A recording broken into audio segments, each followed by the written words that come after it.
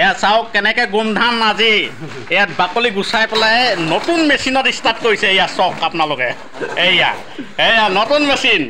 এয়া একদম এইজন হৈ গ'ল এটা উদ্যমমান যুৱক, লগতে একদম বহুত খেতিৰ লগত এওঁ মানে সন্নিৱিষ্ট হৈ আছে। কিমান বিঘা বিঘা গোমধান কৰিছে আপোনালোকে চাওক।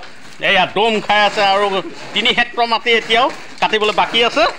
এয়া এয়া এইগৰাকী এয়া কাটি আছে, এইগৰাকী এয়া কাটি আছে, আমাৰ এয়া সৰু ছোৱালীও কাটি আছে। গতিকতে সকলোকে ইয়াত কামত লগাই দিয়া হৈছে। এয়া আৰু এইটো মেচিন অনা হৈছে পাঞ্জাৱৰ পৰা। এইটো মেচিনত এতিয়া ইয়াক দিয়া হ'ব। এই মেচিনটোত এতিয়া ইয়াত পিঠাগুড়ি সান্দহগুড়ি খুন্দা হ'ব। এয়া চাওক আপোনালোকে, এয়া কিমান ডিজাইনিঙত কৰি আছে কাম দেখিছে।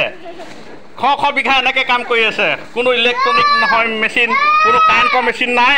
আপোনালোকে চাই থাকক, ভাল ধৰণে চাই থাকক দেই, কেনেকৈ গোমধান উলিয়াই আছে। আপোনালোকে উলিয়াবলৈ চেষ্টা কৰক। ঠিক আছে, ধন্যবাদ।